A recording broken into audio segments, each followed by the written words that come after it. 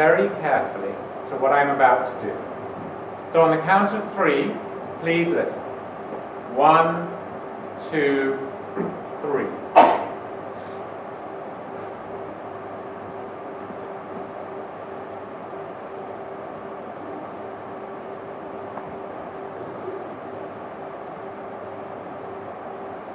Now the question is, what did you hear? Your first response might be nothing. And you'd be right. I didn't say anything or make any noise. You could also say that you heard me keeping silent. And again, you'd be right. In line with today's theme, I was deliberately silent. But I wasn't the only one.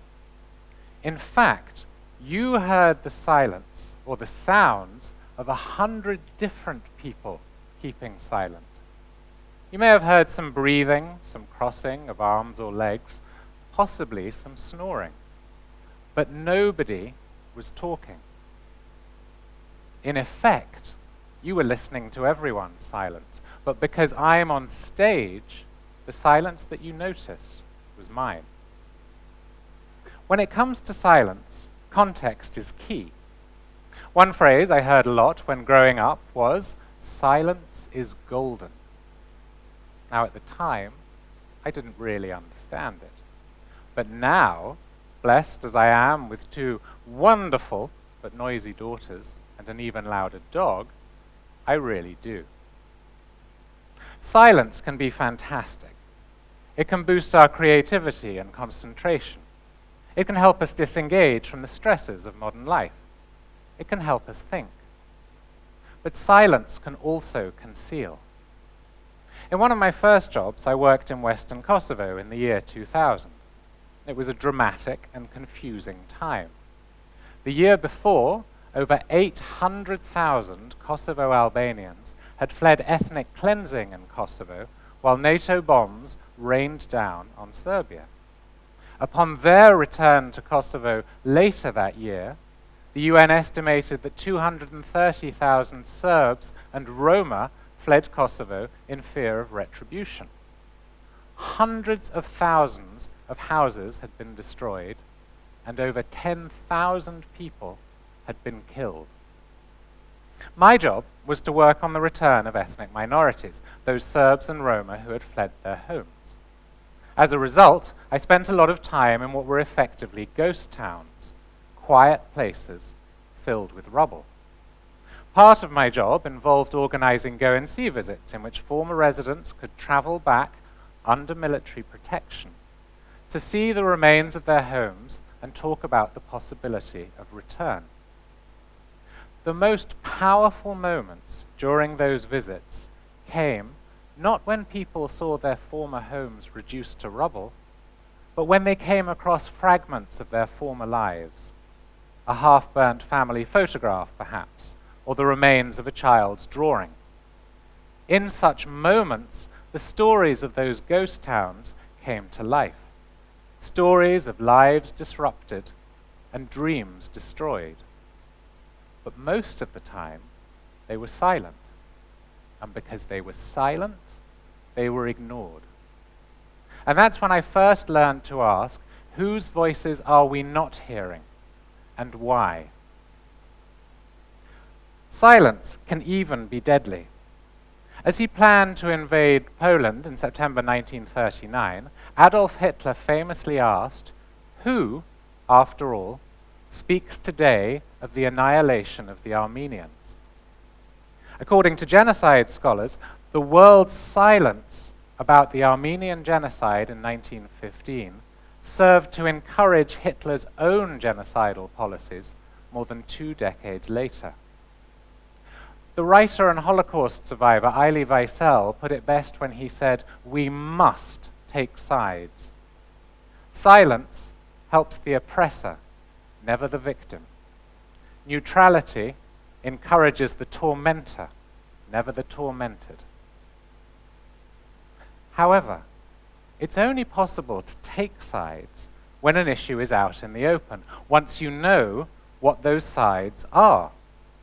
But when we talk about breaking silence, we're talking about issues that aren't out in the open. So what can we do? In many fields, people are already investigating silences. Historians, human rights workers, journalists, police officers work to uncover the crimes that perpetrators want to cover up. But this is not only about geopolitics or genocide. This also has lessons, I think, for us as a community.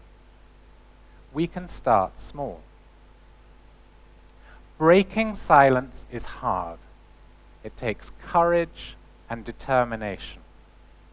But it's doubly difficult if the context is unwelcoming.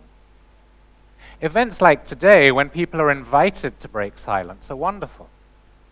But they're also very rare.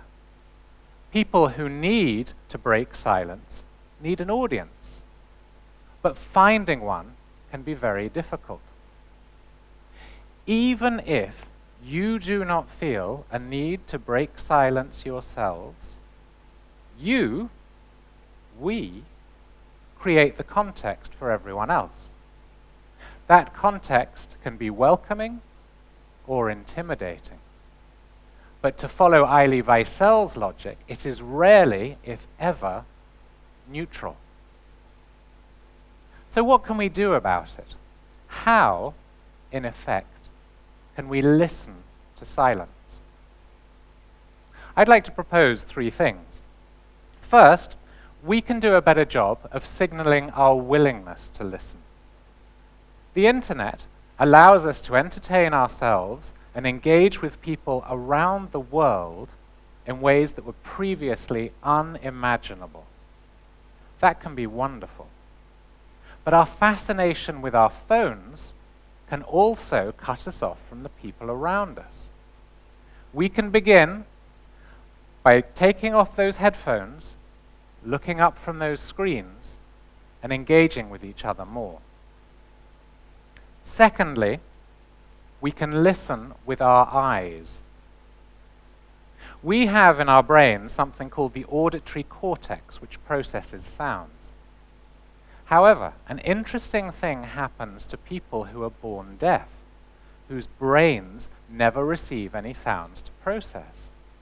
According to neuroscience, their brains adapt, and they take over the auditory cortex to process additional touch and visual stimuli. As a result, people who are born deaf develop better peripheral vision than the rest of us. Now that, I think, provides us with a great metaphor. In order to build an environment in which people feel free to break silence, we need to adapt. We need to listen with our other senses, and in particular, we need to develop better peripheral vision. Thirdly, we can listen with our minds.